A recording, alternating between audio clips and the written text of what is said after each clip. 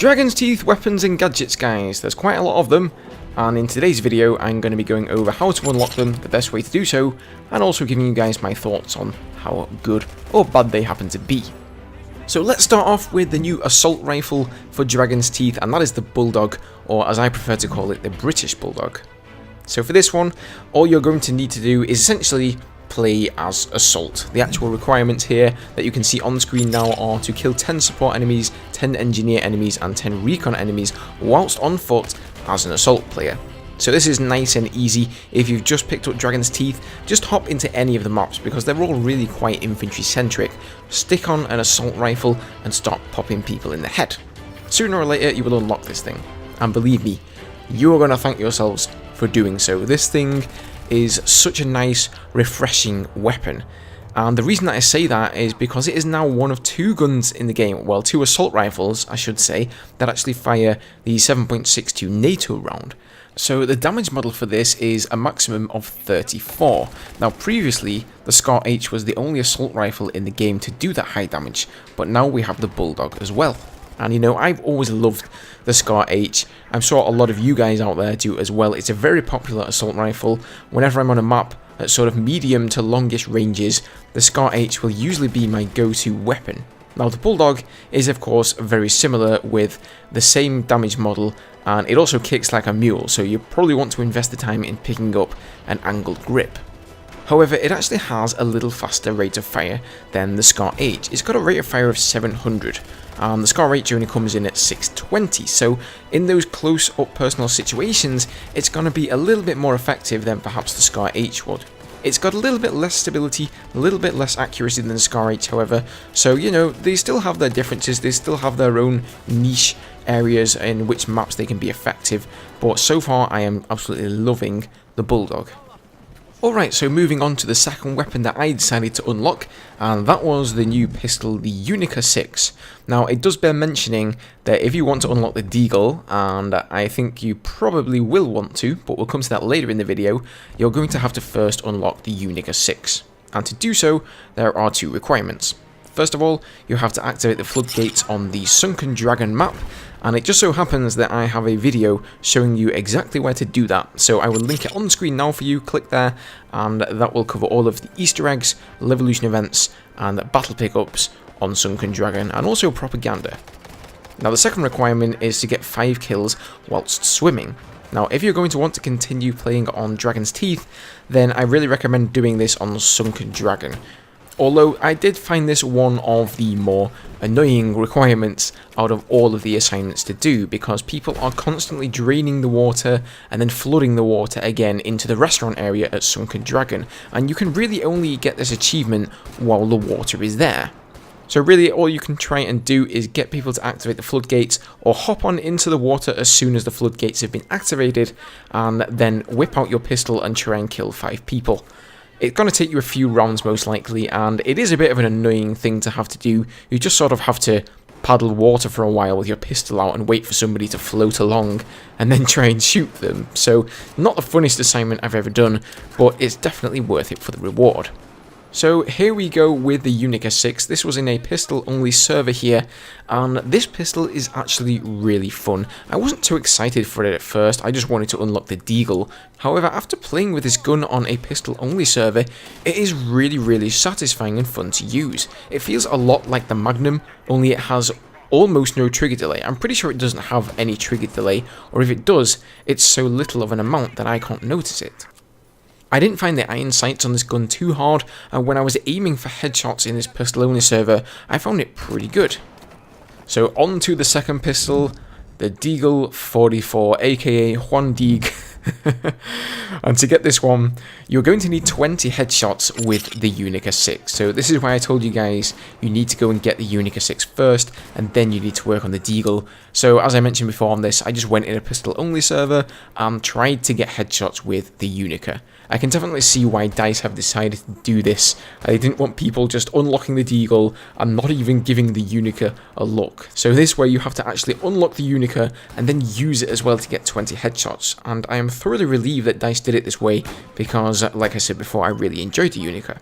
However, the Deagle is just a beast, man. I mean, I really think they're going to nerf this pistol soon. Everybody's using it, and some people aren't really liking that fact. However, I'm having a total blast using the Deagle. It is just so powerful.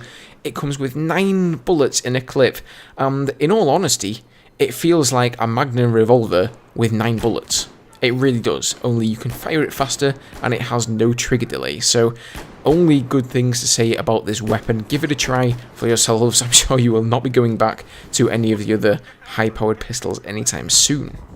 So moving on to the engineer class, unlocking the new PDW, the MPX. For this one, you will need 2 PDW ribbons, you will need to link 10 points in the chain link game mode, and you will need to get the squad order followed 10 times in a row. Now for this one, it seems to be a no-brainer to go and play chain link mode and whap on some sort of a PDW. You will get the link points in no time, as well as the PDW ribbons. However, as for the squad order followed, I would like to stress to people who may not know this, that if you are squad leader, you can select a certain objective for your squad to attack or defend, and if they follow out on your commands, then they will get the squad order followed bonus. So if you happen to be the squad leader and you're playing Dragon's Teeth, make sure you mark up objectives for other people, and similarly, if somebody's marking objectives for you, then try your best to carry out their orders. So far I've been thoroughly enjoying using the MPX actually. I think it's a pretty good mid-range PDW. You know, it's not quite as powerful and going to take people down as quick as some of the 900 or 1000 RPM PDWs out there, but it does come in at 850 rounds per minute, so that's definitely not slow, you know what I mean? And it also has a max damage of 27, which is definitely one of the highest for any PDW. One kicker is that it only comes with a magazine clip of 25 rounds, however. Accuracy for this weapon as well is actually surprisingly good. When I saw the 850 rate of fire, I thought it was going to be sort of all over the place, but it's actually not one of the best hip firers when it comes to PDWs, but it is pretty good at ADSing.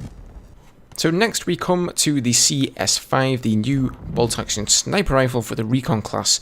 To unlock this one, you will need 2 sniper rifle ribbons, 20 spot assists, and 10 radio beacon spawns.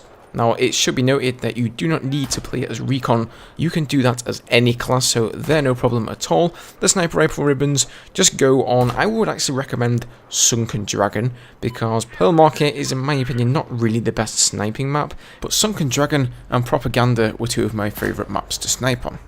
As for the radio beacon spawns, I do believe that they are you spawning on the beacon itself, so I was a little bit confused as to whether this were 10 times of you spawning on a beacon, or 10 times of teammates or squad mates spawning on your beacon. So after a round or 2, I quickly figured out that it's actually you spawning on your own beacon, or somebody else's beacon. For whatever reason, when I actually got this assignment, it didn't trigger the on-screen thing where you get the medal and you actually get the weapon that pops up on your screen. I just randomly had it in my loadout list.